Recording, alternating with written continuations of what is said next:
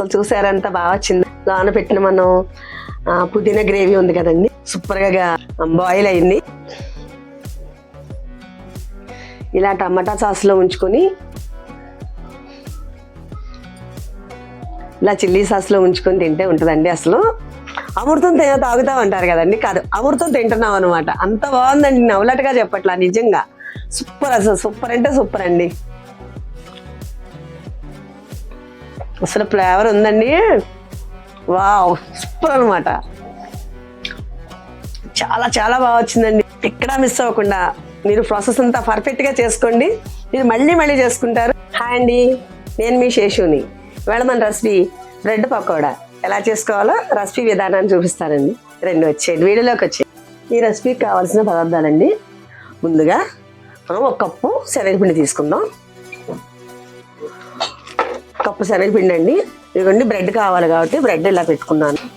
పుదీనా అండి, 1/2 కట్ట పుదీనా అండి, 1 పావు కట్ట కొత్తిమీర అండి, 1/2 ఇంచు అల్లం తురుము అండి, 2 పచ్చిమిర్చి తురుము, చిన్న గుప్పుడంతా కొత్తిమీర, 1 tablespoon garam masala, 1 teaspoon chaat masala, అల్లం వెల్లుల్లిపాయ paste 1 spoon, teaspoon salt, 1 అర స్పూను కారం, చిటికెడంతా పసుపు, 1 చిన్న గుప్పుడు పుదీనా అండి. ఇప్పుడు ఇది మనం నీట్గా మిక్స్ చేసేసుకోవాలండి. దీంట్లోకి తగినంత వాటర్ కొద్దిగా తీసుకోవాలండి, ఒకేసారి మనం కలుపుకోకూడదు. లూజ్ అవ్వకుండా బ్రెడ్కి పట్టేలాగా మనం వాటర్ తీసుకొని కలుపుకోవాలండి.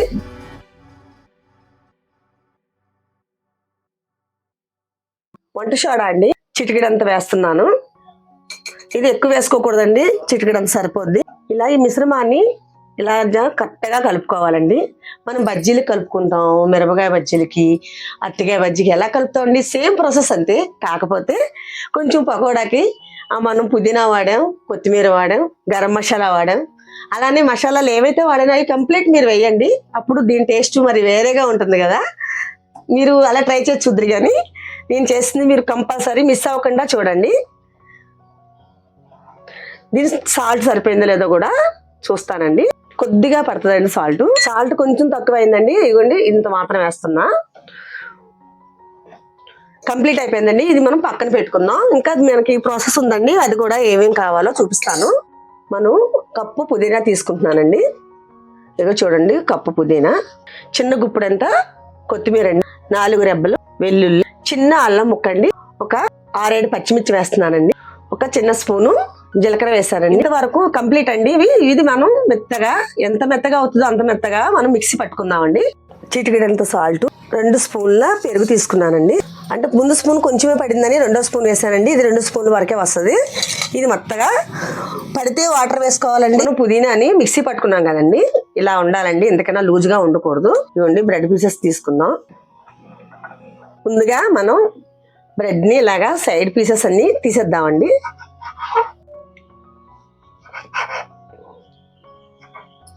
ఎడ్జెస్ అంతా కట్ చేసేసిన తర్వాత బ్రెడ్ బాగా స్మూత్ గా ఉందండి, చెయ్యి వేయకపోతే ఆగేలా లేదు.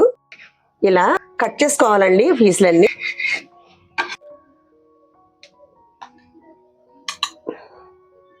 పుదీనా పేస్ట్ ని ఇలాగా మొత్తం అప్లై చేసుకోవాలండి దీనికి, బ్రెడ్కి.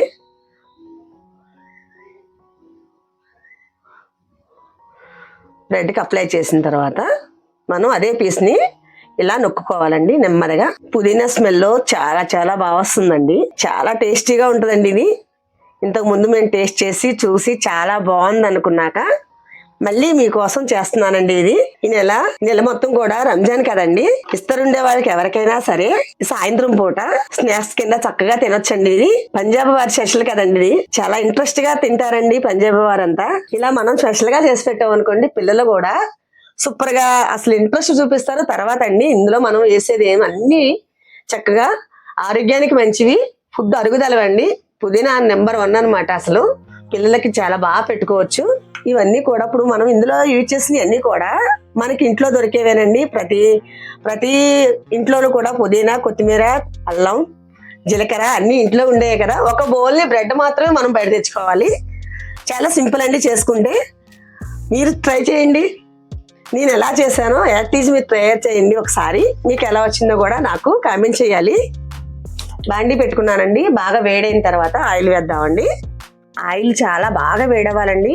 ఫ్లేమ్ కూడా ఫుల్గా పెట్టుకోవాలి, లేకపోతే బ్రెడ్ మెత్తగా ఉంటుందండి వేగకుండా.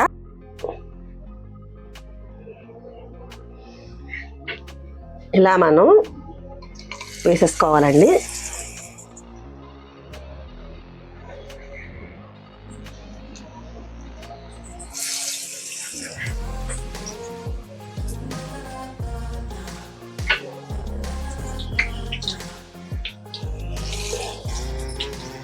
ఒక పక్కన వేగగానే ఒక పక్కకి నెమ్మదిగా తిప్పుకోండి. చూసారండి, ఇది రెండు పక్కల వేగిపోయాయి.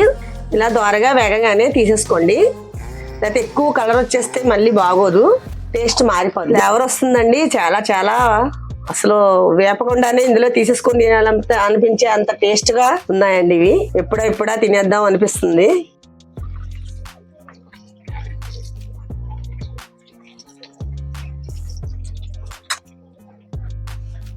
చాలా బాగా వచ్చాయండి, సూపర్ ఉన్నాయి. అసలు చూడడానికి స్మెల్ అసలు ఎంత స్మెల్ అంటే పుదీనా గుమగుమలు ఆడిపోతుందండి. అన్ని రకాల మసాలాస్ కూడా వేసాం కదా మనం.